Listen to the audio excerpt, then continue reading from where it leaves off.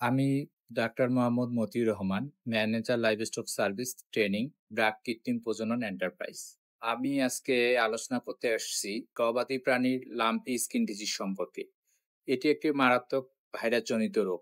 এই রোগটি বিশ্বে ১৯২৯ সালে জাম্বিয়া, আফ্রিকাতে প্রথমে দেখা যায়। পরবর্তীতে ১৯৪৩ থেকে ৪৫ সালে বিভিন্ন মহাদেশে এই রোগটি ছড়িয়ে পড়ে এবং আমরা বাংলাদেশের বিভিন্ন বর্ডার ডিস্ট্রিক্টে, বিশেষ করে চাঁপাই, কুষ্টিয়া, রাজশাহী এই সমস্ত এলাকায় ২০১৯ সালে প্রথম আমাদের দেশে রোগটি পরিলক্ষিত হয় এবং আইডেন্টি বা ডায়াগনোসিস করা হয়। পরবর্তীতে দেশের বিভিন্ন এলাকায় ছড়িয়ে পড়ে এবং এটি একটি প্রাণঘাতী রোগ হিসেবে আমাদের দেশে পরিচিত হয়। রোগটি কি কারণে বা কিভাবে হয়? এটি মূলত একটি কেপটিপক্স ভাইরাস দ্বারা হয়ে থাকে, ভাইরাসজনিত রোগ। এটি গবাদি প্রাণীর ভিতরে মেইনলি গরু এবং মহিষে এই রোগটি দেখা গিয়েছে এবং বেশিরভাগ আমরা পেয়েছি যে গরুতেই এই রোগটি মহামারী আকারে বাংলাদেশে অবজার্ভ করা হয়েছে। তো এই রোগটি মেইনলি আমাদের বিভিন্ন মাছি, মশার মাধ্যমে ছড়িয়ে থাকে। তাছাড়া আক্রান্ত গরুর লালা, মল, ব্যবহৃত জিনিসপত্র, ব্যবহৃত সিরিঞ্জ দ্বারা এক গরু থেকে অন্য গরুতে বিস্তার লাভ করে থাকে এবং এই রোগটি হয়ে থাকলে খামারি অনেক অর্থনৈতিকভাবে লস করে থাকে এবং গরুটি মারা যাওয়ার সম্ভাবনা প্রায় 60 থেকে 70% বাংলাদেশের গত কয়েক বছরের রেকর্ডে তা অবজার্ভ হয়েছে। রোগটি কখন হয়ে থাকে? রোগটি মেইনলি বর্ষার শেষে অথবা শরৎ এবং বসন্তর শুরুতে, যখন মাছি মশার প্রাদুর্ভাব বেশি হয়, বংশবিস্তার করে, রোগটির প্রাদুর্ভাব তখনই বাংলাদেশে অবজার্ভ করা গিয়েছে এবং সেই সময় রোগটি হয়ে থাকে। রোগটি হলে মেইনলি কি হয়? রোগের লক্ষণ কি থাকে? এই রোগটি হয়ে থাকলে প্রথমে গবাদি পশু নরমাল টেম্পারেচার মানে জ্বর বেশি থাকে। জ্বরের সাথে মুখ, নাক দিয়ে লালা ঝরে। এই লালা ঝরার ফলে গবাদি পশু খাওয়া বন্ধ করে দেয়। খাওয়া খেতে পারে না এবং গরুটি নিস্তেজ হয়ে যায় এবং চামড়ার বিভিন্ন অংশে মাংসপিণ্ড জড়ো হয়ে ফুলে যায়। বিভিন্ন অংশে ক্ষত সৃষ্টি হয় এবং পরবর্তীতে এই ক্ষতগুলোতে বিভিন্ন প্রকার রক্তপাত, পুঁজ জন্মগ্রহণ করে।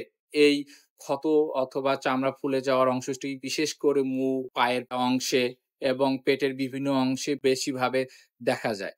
এই ক্ষত অংশ ধীরে, ধীরে ঘাতে পরিণত হয়। মাছি মশা আবার ওখানে বসে। পরবর্তীতে এই ক্ষত প্রতিরোধ না করলে ঘাতে পরিণত হয় এবং গরুটি সার্বিকভাবে দুর্বল হয়ে পড়ে এবং খাওয়া-দাওয়া বন্ধ হয়ে যায়, নিস্তেজ হয়ে যায় এবং গরুটি মৃত্যুর দিকে ধীরে, ধীরে ঢলে পড়ে।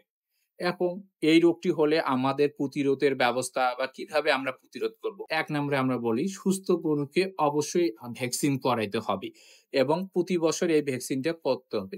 দ্বিতীয়ত তার বাহক মশা, মাছি যেন না বসে সেজন্য সুস্থ এবং অসুস্থ গরুকে আলাদা করে রাখতে হবে এবং মশারি ব্যবস্থা করতে হবে এবং বিভিন্ন প্রকার ব্যবহৃত জিনিসপত্র এখান থেকে আরেকখানে যেন ছড়াই না যায় সেটা প্রতিরোধের ব্যবস্থা করতে হবে। এই মশা, মাছি বংশ বিস্তারের জন্য বিভিন্ন রকমের জীবাণুনাশক ব্যবহার করতে পারে, ব্লিচিং পাউডার ব্যবহার করতে এবং সার্বিকভাবে এই গোয়ালঘর এবং আশেপাশের যে বস্তুগুলো আমাদের পরিষ্কার-পরিচ্ছন্ন রাখতে হবে এবং আক্রান্ত গরুর পর্যাপ্ত পরিমাণে রোগ প্রতিরোধ তৈরি করার জন্য বিভিন্ন ধরনের খাদ্য, ভিটামিন, মিনারেলস দিতে হবে। যেহেতু রোগটি ভাইরাসজনিত, সুনির্দিষ্ট কোনো চিকিৎসা নেই। তবে সাপোর্টিভ কিছু চিকিৎসা ব্যবস্থাপনা আছে যা শরীরে উপযুক্ত ভেটেরিনারিয়ান দেখে আমরা এই চিকিৎসাটি নিতে পারি।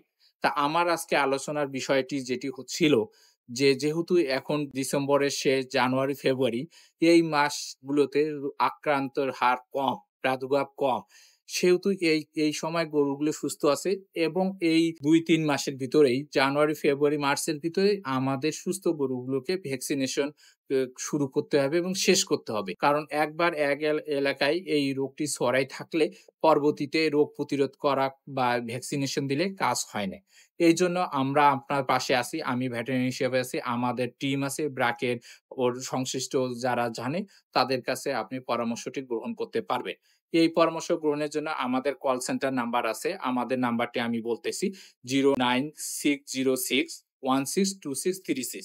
এই নাম্বারটি আমাদের শনিবার থেকে বৃহস্পতিবার পর্যন্ত সকাল ৯টা থেকে বিকাল ৫টায় কল করলে আমাদের বিশেষজ্ঞ ভেটেরিনারি রেজিস্টার্ড ডক্টররা আপনাকে পরামর্শ প্রদান করবে এবং সার্বিক সহযোগিতার জন্য অবশ্যই আমাদের সাথে যোগাযোগ করবেন। ধন্যবাদ সবাইকে।